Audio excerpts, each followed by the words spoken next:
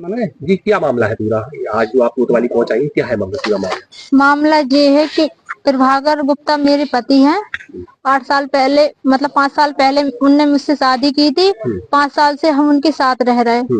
तो उन्होंने मुझसे कल कहा कि मेहंदी घाटमपुर बालाजी में जा रहा हूँ और तुम प्रसाद खोआ बना लेना, मैं रात में पहुंच जाऊंगा 2 बजे।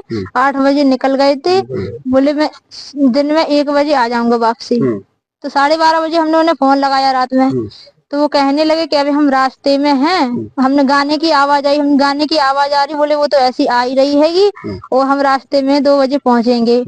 बाकी बात फिर जब हम सुबह जगे, हमने प्रसाद बना के पूजा की, बालाजी से हमने अर्जी लगाई। इनका फोन 12:30 के बाद स्विच ऑफ हो गया।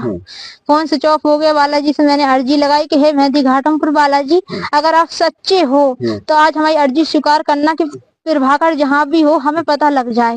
बस हम पूजा में हमने ध्यान किया, उसके बाद हमें एकदम से अजीब से महसूस हुआ कि उनकी शादी हो रही। उसी टाइम हमने बच्चों को आटा रख दिया मार के, एक रोटी बच्चों को देके तुरंत मैं गई। कहाँ गई आप? लॉज कौन सी थी? आशीर्वाद लॉज में पहुंची, होटल वहाँ पे टैक्सी से। तो वहाँ पे मैंने देखा एक कमरे में लड़की, एक कमरे में इनके घर वालों से सबसे पूछा तो वो कहने लगे कि हमें पता नहीं कहाँ आएंगे प्रभाकर। तो हमने देखा कि उनसे हमने कहा, उनको पकड़ के हमने कहा तुमने ऐसा क्यों किया हमारे साथ? तो वो हमसे कहने लगे कि हमने कुछ नहीं किया, मतलब और हमने कुछ नहीं किया, हम तुम्हें नहीं जानते, हम भी तो हमारे पति हो। तो सब लोग कहने लगे तुम पागल हो, यहाँ से चली जाओ, यहाँ से भाग जाओ। तो सब लोग हमें मतलब उनकी दीदी वगैरह ढकेलने लगी, आँख में मतलब मारने लगी। किसने मारा आपको? उनकी दीदी ने मारा, मतलब मारने लगी हमें, बस भगाने लगी, फिर कहने लगी भाग जाओ। तो लड़की वाले थे, लड़की वालों ने मुझे बचाया। लड़की वाले कहने लगे क्या बात है बेटा हमें बताओ।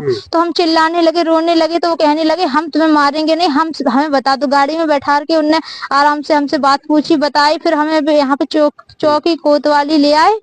तो यहाँ पर हम सब लोग बैठे हैं और उनको हम बुलवा रहे हैं तो वो आ नहीं रहे हैं। बस इतना आप लोगों से निवेदन है कि वो कौन से आपसे संपर्क भी हो रहा था, उससे बातचीत हो रही थी, क्या बात? उनसे हमारा संपर्क हो रहा था। मुझे बोल रहे थे कि ये वापस ले लो, तुमने जो एप्लीकेशन दी है वो वापस ले लो। तो हमने जो कहा हम वापस ले लेंगे, आप मुझसे आकर अभी कोर्ट मैरिज शादी कर लो। आज नहीं कर रहा तो अभी हमें घर रख लो। कोर्ट मैरिज नहीं की थी? कोर्ट मैरिज नहीं की थी। लगातार वो आपके साथ इतने दिन से रह रहा है, आपके साथ यौन शोषण भी करता रहा, क्या कुछ कहेंगे? काली माता के मंदिर से शादी की थी। उनका लड़का भी है एक प्रेम, ऐसा नहीं है कोई जबरदस्ती नहीं। वो उनका बेटा है एक प्रेम, वो 5 साल का। मेडिकल परीक्षण अगर होगा तो उसमें पुष्टि हो जाएगी उनका? हाँ पुष्टि हो जाएगी, उनका लड़का है। दूसरी बात का है वो मतलब जबरदस्ती नहीं, कोई हमसे प्रेम करते थे, वो भी हमसे प्रेम करते थे। तो प्रेम भाव से दोनों रहते। दूसरी शादी क्यों की?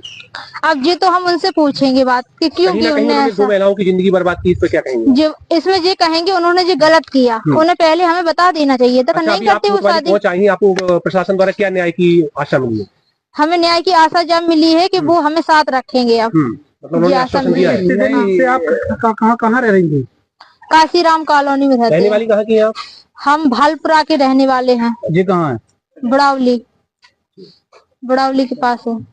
कैसी खड़ी हो? एक मिनट। अच्छा भाई साहब, ये मामला आशीर्वाद होटल में अभी आया, क्या है पूरा मामला? पूरा मामला ये है कि इन्होंने हमको जो है 10 लाख में शादी का संबंध हुआ था और जो है ऊपरी हमारे 10-25 लाख खर्च हो गए हैं। और जो है इसके बाद यहाँ पता पड़ा एक लड़के उसकी पहली जो रखेल पत्नी थी वो आई है और उसने यहाँ हंगामा किया और हमारी बच्ची के साथ बहुत अन्याय हुआ। यहाँ पर भौरें भी हमारी बच्ची की पड़ गई हैं और हमारा कम से कम 50 लाख का पूरा टोटल खर्चा है। और लड़के ने जो है कार की भी मांग करी कलेऊ में। अच्छा हाँ, कार की भी मांग करी, कार चाहिए। अच्छा। इसके बाद कलेऊ होने के बाद जो है उसकी जो रखेल पत्नी प्रजापति थी जो यहाँ पर काफीराम कॉलोनी में रहती है, वो आई है अपने बच्चों को लेकर के। उसने कहा DNA करा लो, जी बच्ची उसी के है। स्कूल में जो बच्चे पढ़ते हैं उनका आधार कार्ड भी प्रभाकर नाम के इसी जो दूल्हा बना है इसी का जो है दर्ज हमारे बच्चों में। थाने गए हम, थाने में भी इंक्वायरी करवाई। थाने वालों ने सीओ साहब के जो असिस्टेंट वहाँ पर रहते हैं उन्होंने वहाँ पर स्कूल में फोन किया तो वहाँ से भी सत्यापित हो गया।